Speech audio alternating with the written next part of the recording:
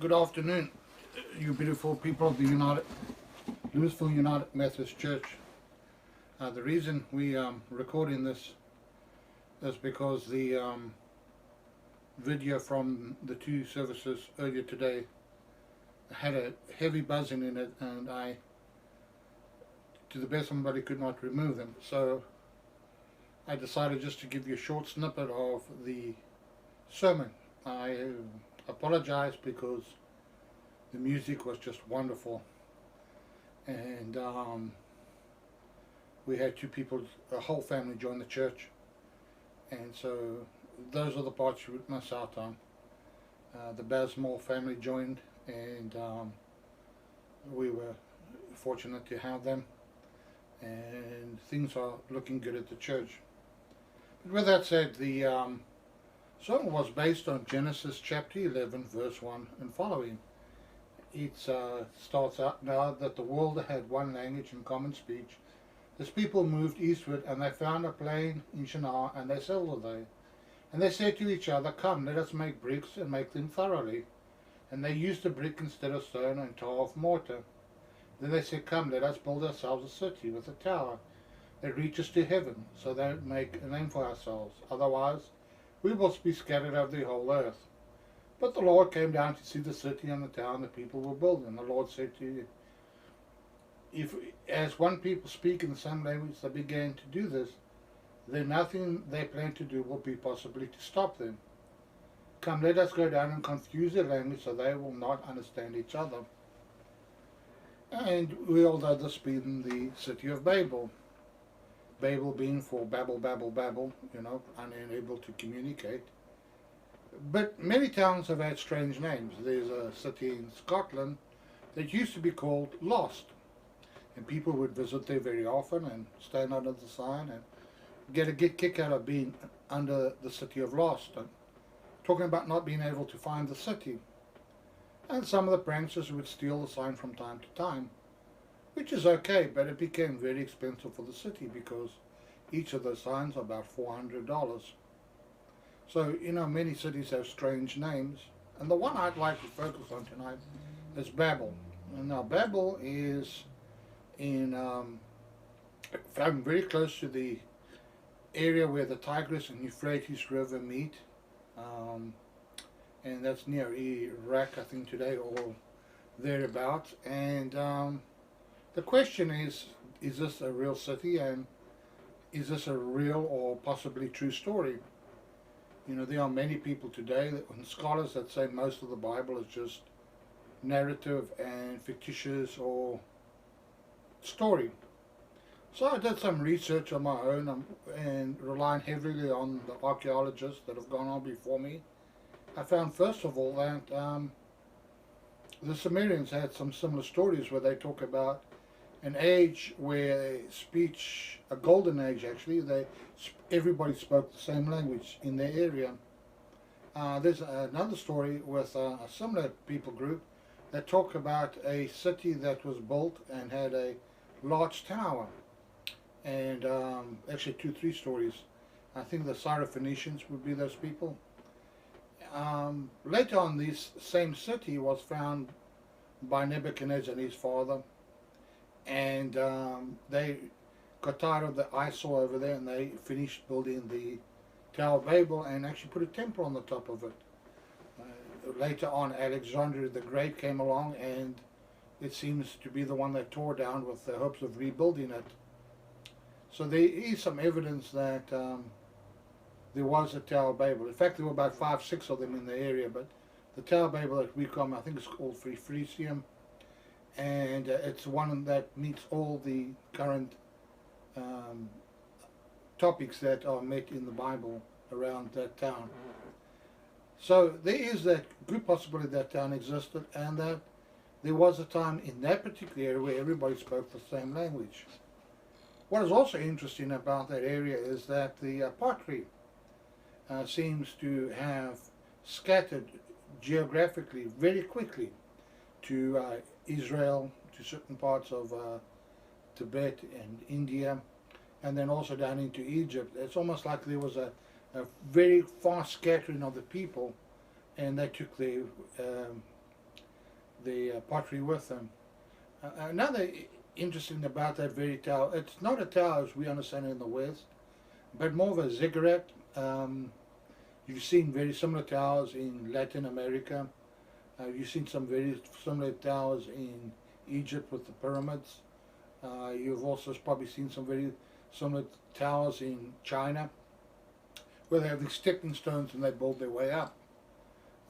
So it seems like they took their knowledge with them and scattered.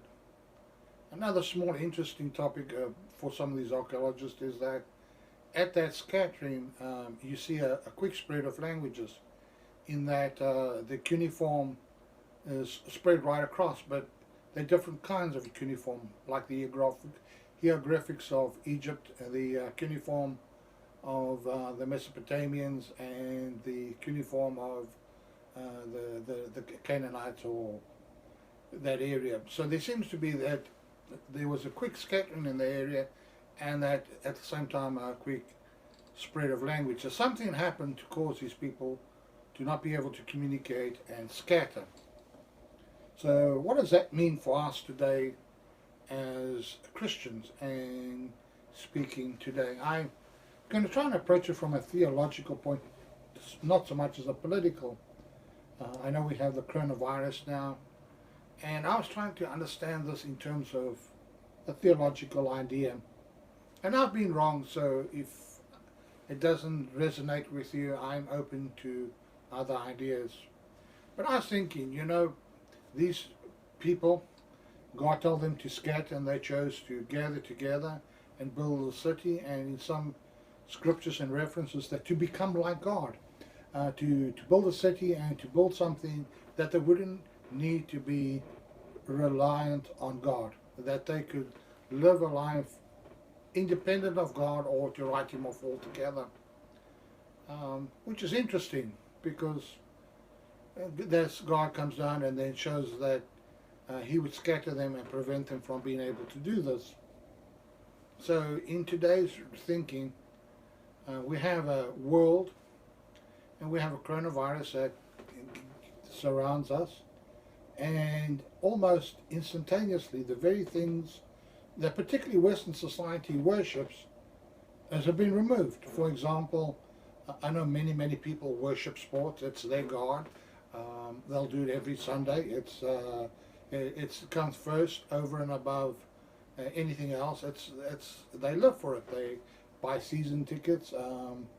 They expect their children to be part of it, and for the most part, sports and sports practice has taken a more or a higher place in Western society than church. There was a time that people would schedule stuff around church activities, which has changed, and so overnight that's changed. I know that many people worship movie stars. They live for what movie stars have to tell them about politics, how to live, how to eat, and it's almost like they revolve their lives around this or that movie star's life.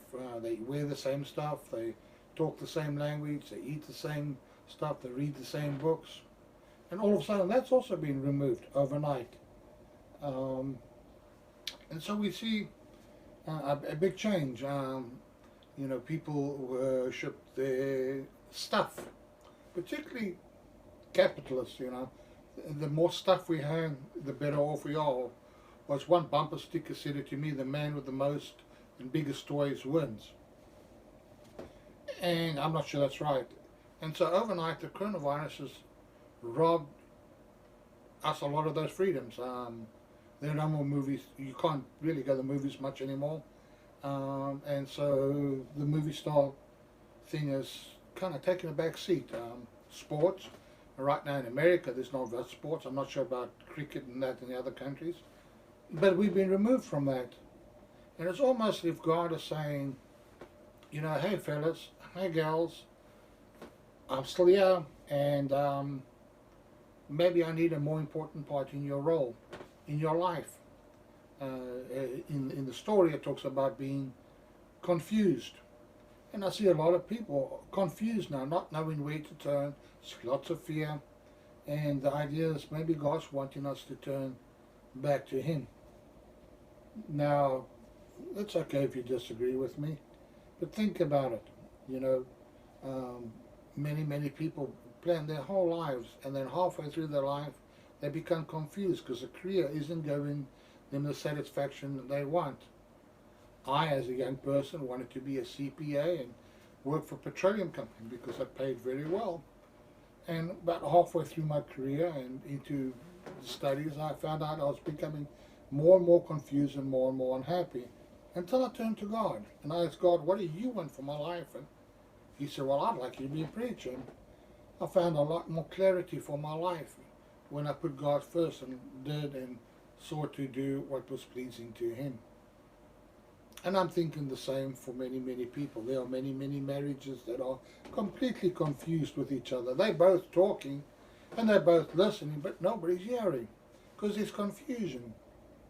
I see that maybe in parent-child relationship. There's lots of talking, there's lots of listening, but there's no hearing. And I think that's because we might not have the priorities of God in our life. Taking it a little bit deeper, I think about revival. I've heard lots of people say, we'd like to have the revival Africa's having, and we want our churches to grow. And being a person from Africa, I've actually seen that many of these churches are growing not so much just because they have turned to God, but because of the persecution. They live in countries where the country is so corrupt they can't rely on their government because of the corruption. And they don't get the help they need. The government is too corrupt to help. The police are too corrupt to help. They, in fact, might be more dangerous than the government. And where do you turn? And so those people have nowhere else to turn but to God. And therefore they're having revival. And maybe that's what God is doing here, is removing the things that prevent us from having revival. I could be wrong. But this morning, this afternoon, I pray that as we celebrate the independence of America, that we don't celebrate an independence from God. I pray that we celebrate independence, that we can have the freedom to worship as we choose. But I pray that we don't give up what the Constitution gives us, the freedom of religion to worship God. I hope that we don't give up the willingness to submit to God in this beautiful and free country. Now may God bless you and give you a wonderful week. Let me pray. Dear Lord, we ask that you be with us and guide us. Help us continue to be the wonderful free country we are.